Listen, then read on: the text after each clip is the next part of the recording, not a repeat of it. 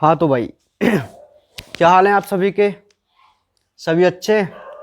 चलो, तो जैसा कि आपको पता है कि लास्ट लेक्चर में हमने फुफ्फुसीय संवातन के बारे में बात कर ली थी। ठीक है। और फुफ्फुसीय संवातन में हमने मोस्टली क्या देखा कि हम O2 को अंदर कैसे लेते हैं और CO2 को बाहर कैसे निकालते हैं। ठीक है, ये बात कल तक हमने देख ली थी। तो आज जो हमारा सेकंड टॉपिक है, सेकंड जो स्टेप है वो है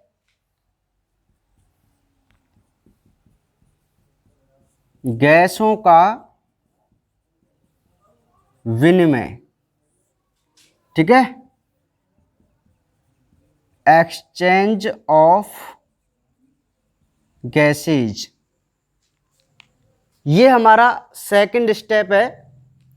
तो इस स्टेप में हम ये पढ़ेंगे कि अब जो ये गैस है, गैस कौन सी, O2 और CO2, ये किस प्रकार एक्सचेंज होती हैं बॉडी के अंदर। अर्थात O2 कैसे रुधिर केशिका में जाती है और CO2 कैसे रुधिर केशिका से कूपिका में आती है या बाहर निकलती है। ठीक है, उन्हीं को हम कहते हैं गैसों का विनिमय। अच्छा, एक बात हम पढ़ चुके हैं पहले कि जो एल्वियोलाई होती हैं, कूपिका जो होती हैं, वो एक ऐसे स्थान होते हैं जहां पर गैसों का क्या होता है, विनिमय होता है ना। समझ रहे? तो चलिए पहले आप लिखिए, फिर इसको हम एक डायग्राम के हिसाब से इसको समझेंगे। बहुत महत्वपूर्ण टॉपिक है ये एग्जाम की दृष्टि से भी। तो पहले आप लिखते चलिए,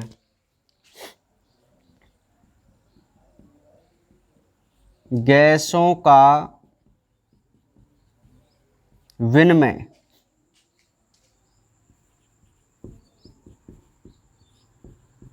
कूपिका की सतह पर होता है। नेक्स्ट पॉइंट, कूपिका की सतह पतली सल की उपकला ऊतक की बनी होती है। इसकी बाह्य व अंतः परत पर श्लेष्मा का आवरण होता है। नेक्स्ट पॉइंट,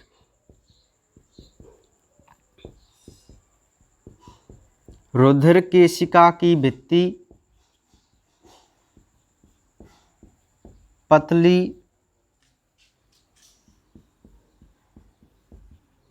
एंडोथेलियम की बनी होती है।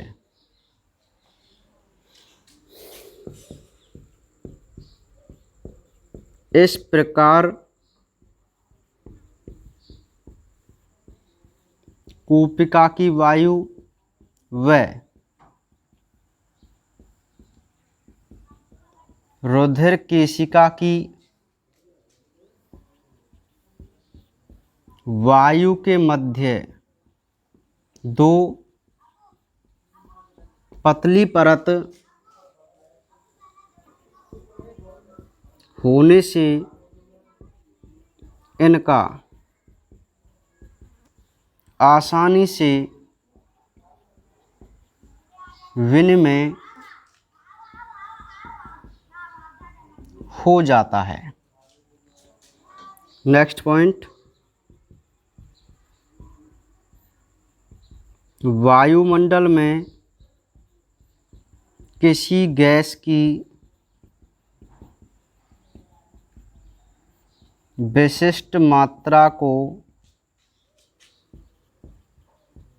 उसका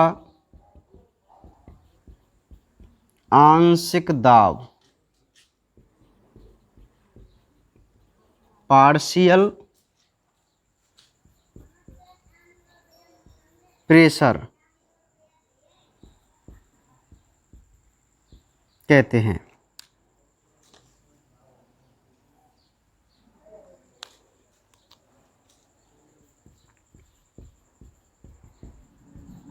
O2 के लिए इसे PO2 व CO2 के लिए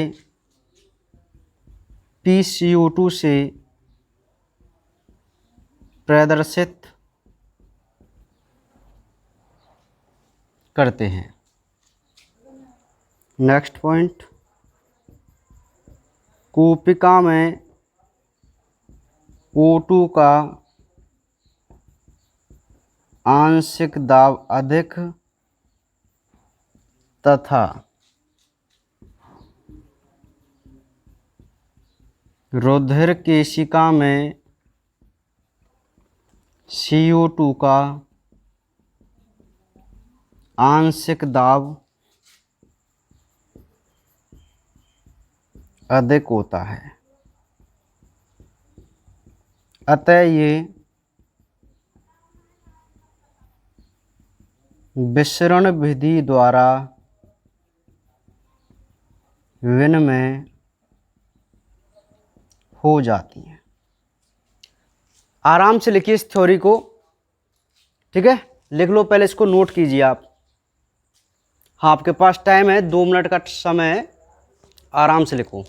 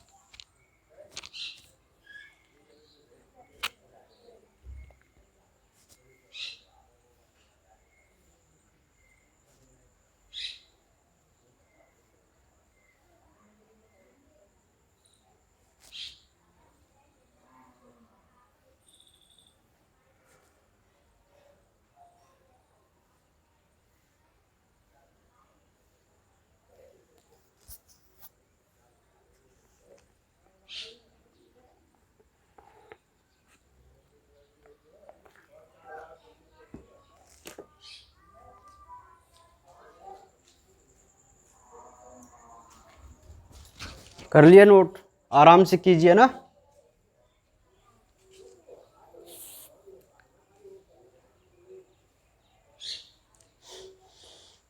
सुनिए भाई कि आखिर गैसों का विनिमय किस प्रकार होता है।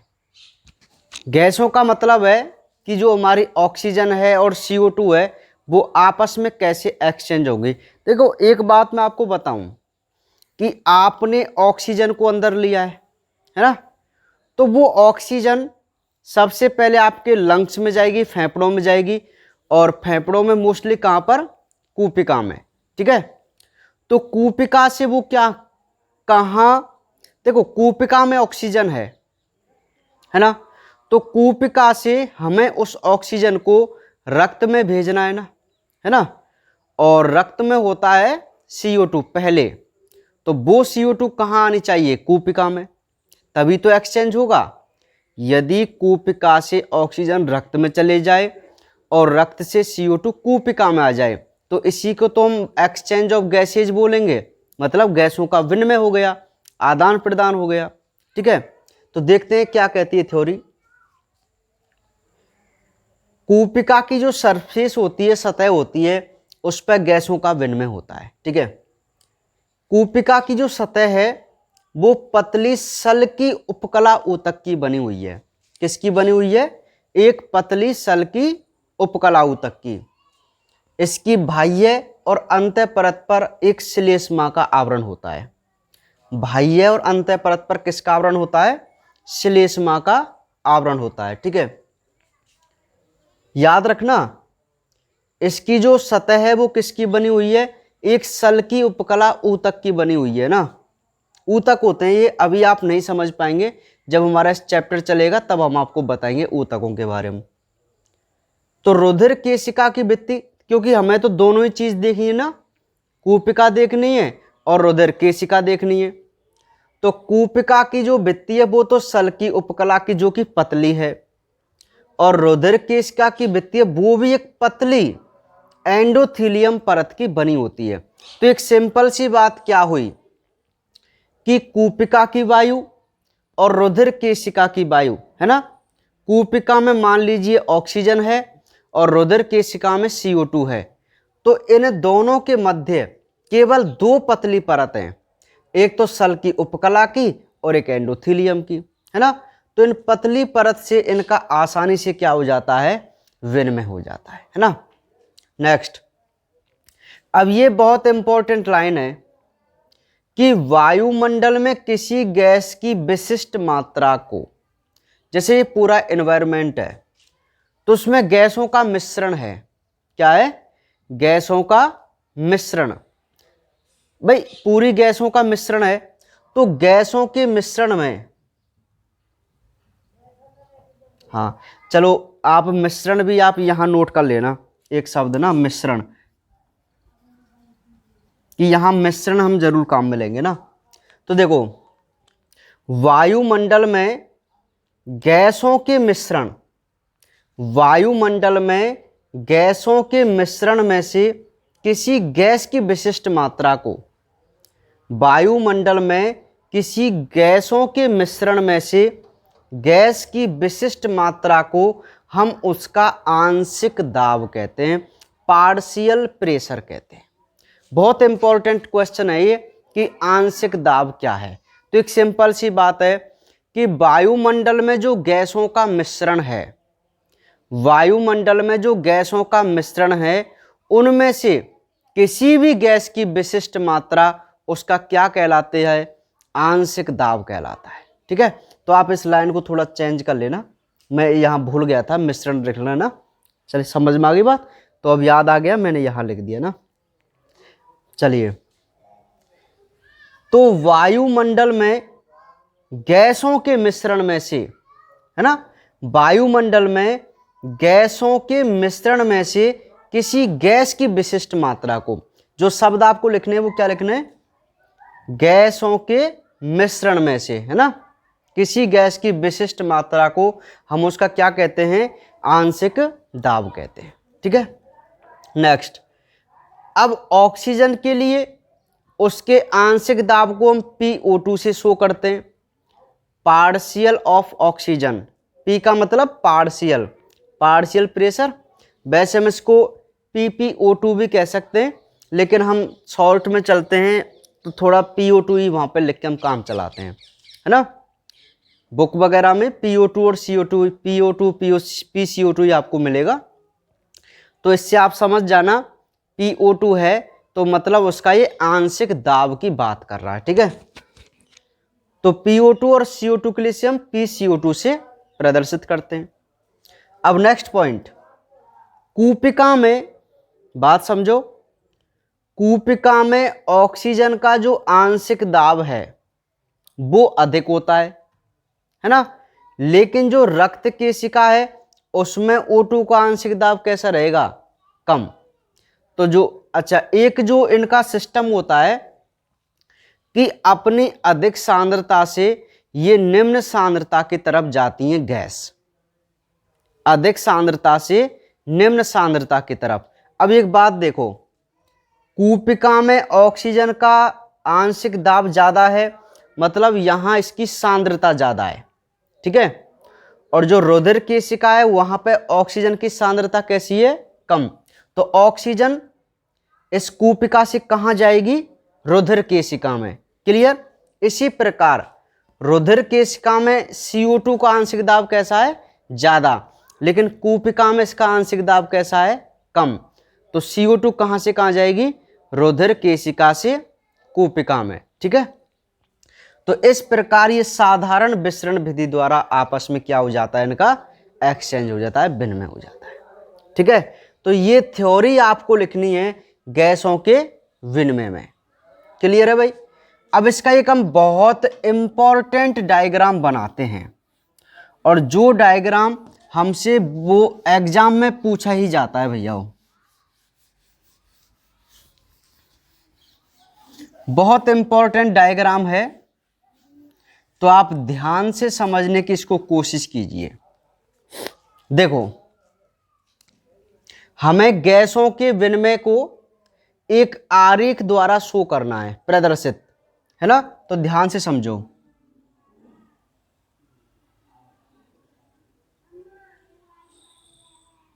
सबसे पहले हमारे पास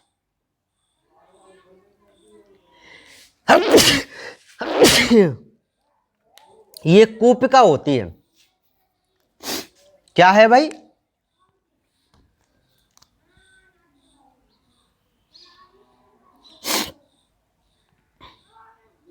यह एक कूपिका है। क्या है ये, कूपिका, है ना। बात समझ में आ गई। कूपिका बिल्कुल इसी प्रकार की होती है ना।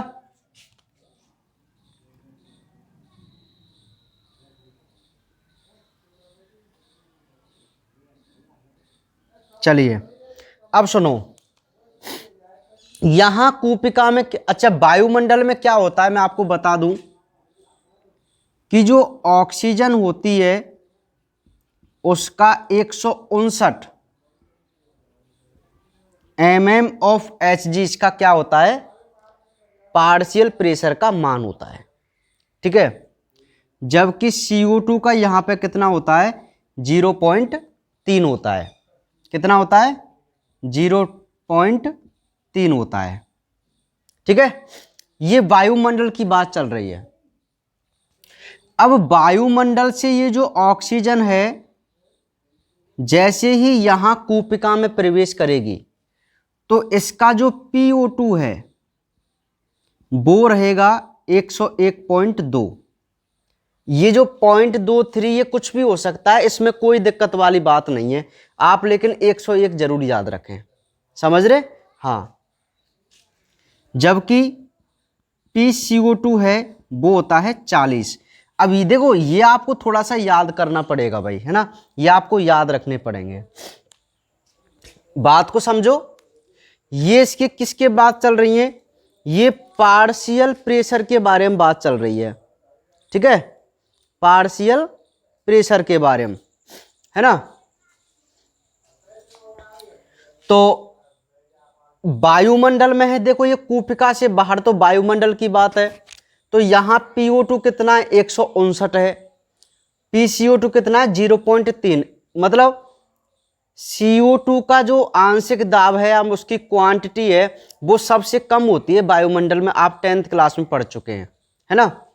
अब ये जैसे ही आया कूपिका में, ठीक है, तो कूपिका में एक बात बताओ, अभी ऑक्सीजन का आंशिक दाब ज्यादा रहेगा ना, इसकी सांद्रता ज्यादा रहेगी, जबकि CO2 की सांद्रता कैसी रहेगी, कम, ठीक है। अब यहां से ये जो ऑक्सीजन है वो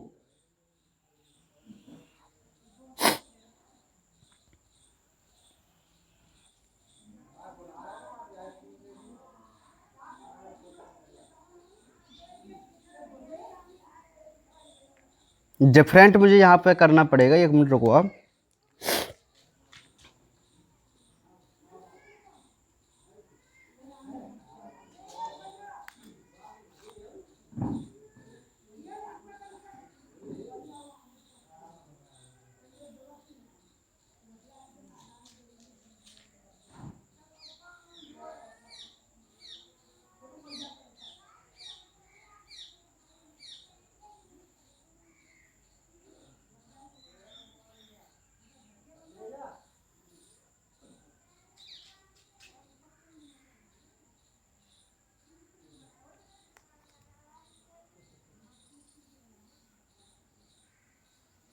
मैं बता दूंगा आपको, 1 मिनट रुक जाओ।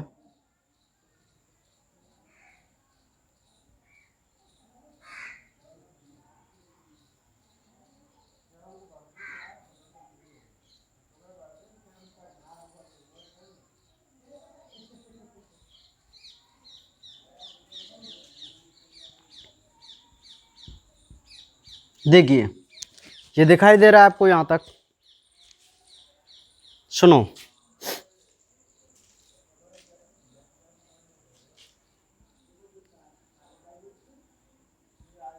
ये जो ऑक्सीजन है, अभी हम ऑक्सीजन की बात करते हैं, फिर CO2 की बात करते हैं, ठीक है। ये है कूपिका, ठीक है। तो इस कूपिका से जो ऑक्सीजन है वो जाती है सबसे पहले कहां पर, फुफ्फुसीय शिरा में, क्योंकि हार्ट वाली बात है ये है फुफ्फुसीय शिरा, मतलब जो हार्ट से जुड़ी हुई होती है। तो फुफ्फुसीय शिरा में हमेशा शुद्ध रक्त आता है। कौन सा रक्त आता है, शुद्ध रक्त। और शुद्ध रक्त में क्या होता है, ऑक्सीजन होती है ना, ऑक्सीजन। तो ये जो ऑक्सीजन है वो कूपिका से कहां निकल के आ गई, फुफ्फुसीय शिरा में। ये एक प्रकार की रुधिर केशिका है ना। तो इसमें एंडोथेलियम की परत थी, तो ये विसरित होकर ऑक्सीजन कूपिका से कहां पे पहुंची, फुफ्फुसीय शिरा में। तो जब ये फुफ्फुसीय शिरा में पहुंचती है तो यहां पर जो PO2 होता है वो तो होता है 90 से 100, जबकि PCO2 होता है वो होता है 40। अब मैं आपको एक बात बता दूं, अब आप ऐसे मत समझना कि केवल इसमें ऑक्सीजन ही होगी। अरे भाई, वायुमंडल में तो सभी गैसों का मिश्रण है। समझ रहे ना आप मेरी बात को। ये MMOPH जी आप जरूर कर लेना। वायुमंडल में तो सभी गैसों का मिश्रण है, तो हमारी जो ऑक्सीजन और CO2 है ना, वो हर जगह पर साथ साथ ही चलती हैं, लेकिन CO2 वो सबसे कम चलेगी, ठीक है। ऑक्सीजन देखो यहाँ ज़्यादा है ना भाई, क्योंकि ये शुद्ध रक्त है तो इसमें ऑक्सीजन ज़्यादा रहेगी ना। अब ये विसरित हो गई तो ये ऑक्सीजन फुफ्फुसीय शिरा के माध्यम से हार्ट में आई। हार्ट से ये महाधमनी, क्योंकि जो मैंने ग्रीन कलर का लाइन बनाई है ना, ये वो पार्ट है जहां पे शुद्ध रक्त प्रवाहित होता है, अर्थात जहां ऑक्सीजन ज़्यादा होती है। तो महाधमनी में जो हमारा PO2 है वो 95 और PCO2 वही हमारा 40, थोड़ा थोड़ा कम होता जा रहा है ऑक्सीजन की सांद्रता, ठीक है। अब ये महाधमनी के द्वारा, ये महाधमनी है, देखो ये है महाधमनी, ये वाली, ये महाधमनी है। और ये जो है वो है ऊतक कोशिका, ये वाली ऊतक कोशिका है। तो इस ऊतक कोशिका में जो हमारा PO2 है वो हो जाता है कम, 40।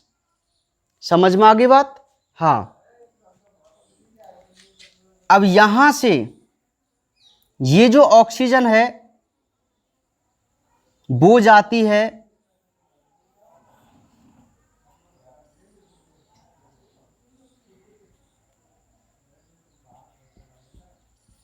तरल भाग में। कहां पे जाती है, तरल भाग में, ठीक है। तो ये तरल भाग जिसको हम कोशिका कह सकते हैं, या आप इसको डायरेक्ट मैं आपको बता दूं, शरीर की कोशिका मान लो डायरेक्ट, है ना। ये शरीर की कोशिका, और यहां जो स्थान है ये तरल वाला भाग है। तो इसमें जो ऑक्सीजन है वो थोड़ी कम होकर आएगी, और ये जो ऑक्सीजन है मैं आपको बता दूं एरो लगा के, ये ऑक्सीजन यहां चल रही है, ये O2 यहां चल रही है, और यहाँ से जो O2 है वो इस प्रकार चल रही है, और वो पहुँचती है शरीर की कोशिका में। अब शरीर की कोशिका में यदि ऑक्सीजन पहुँचती है तो इसका जो PO2 है वो 23 रह जाता है। कितना रह जाता है, 23, बिल्कुल कम होकर, क्योंकि आपको पता है ना, अब शरीर की कोशिका में जो ऑक्सीजन है वो ग्लूकोज के साथ क्रिया करके ऊर्जा बनाएगी और बहुत कम मात्रा में वो रह जाएगी, है ना। तो O2 जो है वो यहाँ पे सबसे कम रहेगी अब शरीर की कोशिका में। तो देखो कूपिका से आकर वो किस प्रकार यहाँ पे पहुंची और उसका जो आंशिक दाब है वो भी कम होता गया। लेकिन इस कोशिका में किसकी मात्रा ज्यादा होगी? PCO2 की मात्रा। तो उसका जो आंशिक दाब है वो सबसे अधिक 45 या 46 होता है, जो इस जगह पर होता है CO2 का। आपको पता है ना, ऑक्सीजन ग्लूकोज का विखंडन कर CO2 तो बनवाती है, तो CO2 की सबसे ज्यादा जो सांद्रता है वो कहां पे होती है? शरीर की कोशिका में, ठीक है। ऑक्सीजन का तो देखो काम कंप्लीट हो गया यहां पे शरीर की कोशिका में। अब ये CO2 जो है वो कहां गई? ऊतक कोशिका में, है ना। तो ऊतक कोशिका में ऊतक कोशिका में जब ये जाती है तो इसका जो PCO2 है वो रहता है 45। ये जो 45 mm of Hg जो PCO2 का मान है वो सबसे अधिक इसका मान होता है, ठीक है। हाँ, तो ये हमारी ऊतक कोशिका थी। अब ये हार्ट की है भैया महाशिरा, है ना, महाशिरा। तो इस महाशिरा से भी हमारी CO2 हार्ट में पहुंची। कोशिका से चली थी CO2 और महाशिरा, ये ऊतक कोशिका, फिर महाशिरा के माध्यम से कहां पहुंची? हमारे हार्ट में। और ये जो हार्ट होता है वो इसे फुफ्फुस धमनी में भेजता है। कहां भेजता है? फुफ्फुस धमनी में। तो फुफ्फुस धमनी में भी इसका मान 45 होता है, PCO2 का मान, ठीक है। और यहां से ये जो CO2 है वो वापस कहां निकलेगी? कोशिका में। कहां पे पहुंचेगी भैया? कोशिका में पहुंचेगी। समझ में आ गई बात? तो देखो हम O2 को इस प्रकार लेके गए हार्ट में और कोशिका से हम CO2 को इस प्रकार लेके गए, तो ये वापस कहां पहुंच गई? कोशिका में, ठीक है। तो यहां से जो CO2 ये रुधिर केशिका है कि नहीं। तो यहां जो PCO2 का आंशिक दाब है वो कितना है? 45, जबकि कोशिका में कितना है? 40, है ना। तो इसकी सांद्रता CO2 की यहां पे ज्यादा है ना, यहां पे कम है। तो होगा क्या? यहां से CO2 कहां जाएगी? कोशिका में जाएगी, है ना। यहां देखो 101.2 है किसका? ऑक्सीजन का आंशिक दाब, जबकि यहां पे कितना है? 90 से 100। किसमें? फुफ्फुसीय शिरा में, मतलब रुधिर केशिका में। तो बताओ कोशिका से ऑक्सीजन यहां से यहीं तो आएगी। तो इस प्रकार उनका विनिमय विसरण विधि के द्वारा होता है। क्लियर? आगे बात समझ में, ठीक है। और यहां से ये जो हमारी CO2 है वो बाहर निकल जाएगी, ठीक है। समझ में आ गई बात? नहीं आई? तो यहां पे जो हमारा PO2 है वो लगभग 116 mm of Hg के करीब हो जाता है, क्योंकि वायुमंडल में जो ऑक्सीजन की मात्रा है वो कितनी होती है? कम होती है। और जबकि PCO2 हमारा कितना हो जाएगा? अगेन 0.3% हो जाएगा। नहीं सॉरी, ये 0.3 नहीं, ये 28.5 होगा, है ना, क्योंकि इसकी मात्रा बढ़ जाती है। क्योंकि ये अभी CO2 निकाली तो है हमने, वो PCO2 तो यहां पे आएगा ना, मैं भूल गया, चलो कोई बात नहीं। क्योंकि हमने यहां पे CO2 निकाली है ना भाई, जब CO2 ले रहे थे तब थी 0.3% तो, है ना, जबकि इस कोशिका में इसका प्रोडक्शन भी तो हुआ है। तो 28.5 mm ऑफ Hg के करीब इस बाहर निकली हुई PCO2 का मान होता है। क्लियर? तो इस प्रकार हम इस आरेख से समझे कि आखिर कैसे गैसों का विनिमय होता है। ये आरेख बहुत इंपॉर्टेंट है। आपके पास टाइम है, पहले आप इसका स्क्रीनशॉट जरूर लेना और इसको आराम से अब बनाओ, ठीक है। हाँ, थोड़ा टिपिकल पड़ेगा, मैं समझ सकता हूँ आपकी बात को, लेकिन बना लो आप, है आराम से।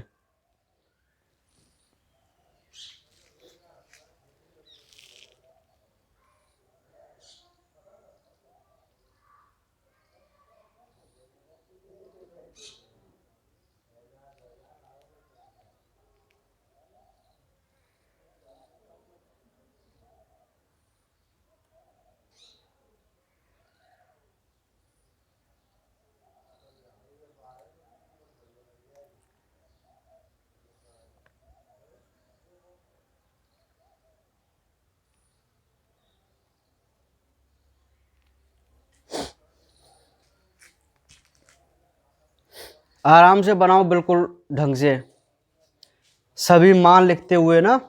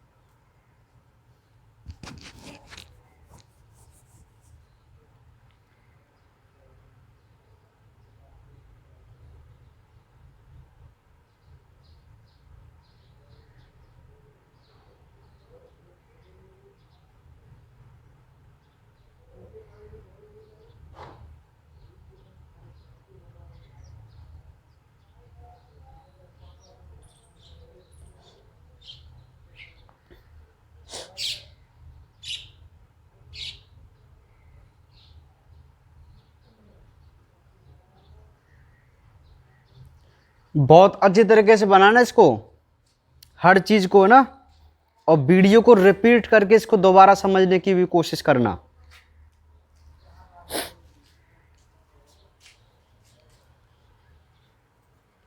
ठीक है, देखो बहुत सिंपल है, ये है कूपिका और ये है हमारे हार्ट वाला पोर्शन और ये है शरीर की कोशिका वाला पोर्शन। ठीक है, तो कैसे ऑक्सीजन जाती है और कैसे CO2 बाहर आती है, ये सारी चीज आपको समझनी है। तो मतलब ये गैसों का क्या हो रहा है, विनिमय हो रहा है पूरी बॉडी के अंदर, हो रहा है ना, बिल्कुल विनिमय कैसे किस प्रकार इसका प्रवाहित हो रहा है ना। ये वही है संरचना जो आपने 10th क्लास में दोहरा रक्त परिसंचरण पढ़ा था ना, दोहरा रक्त परिसंचरण, और मैं एक वीडियो में इस चीज को बता भी चुका हूं, है ना भाई। यदि मैं आपको बता दूं, किसी भी बच्चे को, जो कुछ बच्चे नए जुड़े हैं, यदि उनको नहीं पता इस सिस्टम के बारे में, तो आप मेरी हार्ट वाली एक वीडियो देखना, उसमें दोहरा रक्त परिसंचरण के नाम से एक वीडियो मिलेगी, डबल ब्लड सर्कुलेशन, प्लेलिस्ट में आपको मिल जाएगी स्टार्टिंग की वीडियो। तो वहां से आप इस टॉपिक को दोबारा से समझ सकते हैं कि आखिर ये संरचना कैसे होती है। ठीक है, हाँ,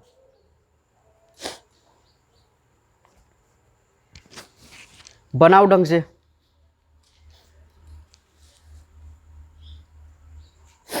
चलिए, अब ये बना लिया आपने। अब इसके बाद हम एक डायग्राम बना लेते हैं, और जिस डायग्राम में हम O2 और CO2 को विनिमय को शो करेंगे केवल, तो वो डायग्राम बनाएंगे हम कूपिका का।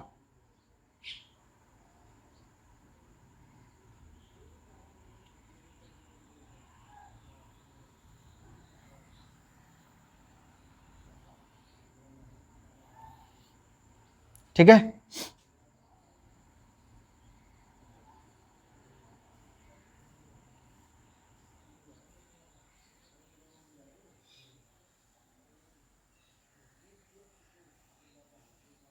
कुछ इस प्रकार कुंडलन होता हुआ ऐसे।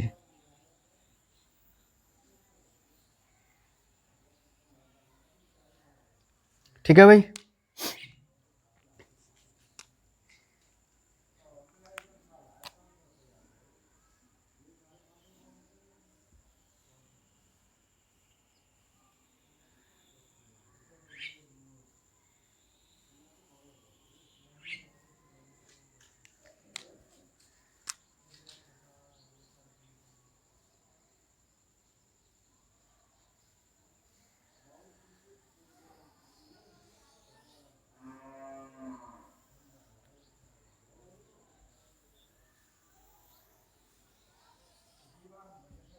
ये जो है वो एक कूपिका है।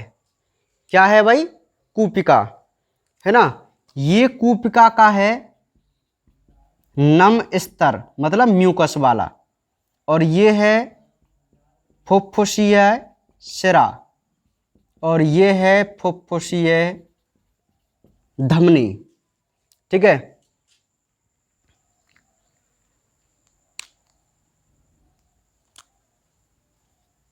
इसमें जो है हम सभी में आरबीसी बना सकते हैं।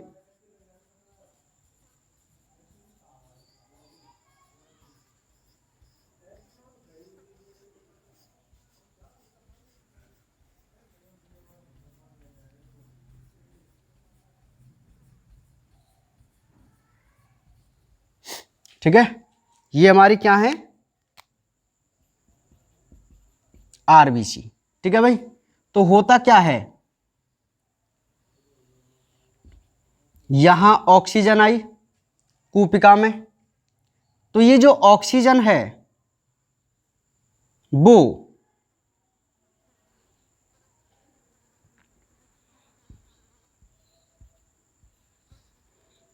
विसरित हो जाएगी कहां पे? फुफ्फुसीय शिरा में। शिरा की तरफ मैं बता देता हूं, यहां से स्टार्ट है।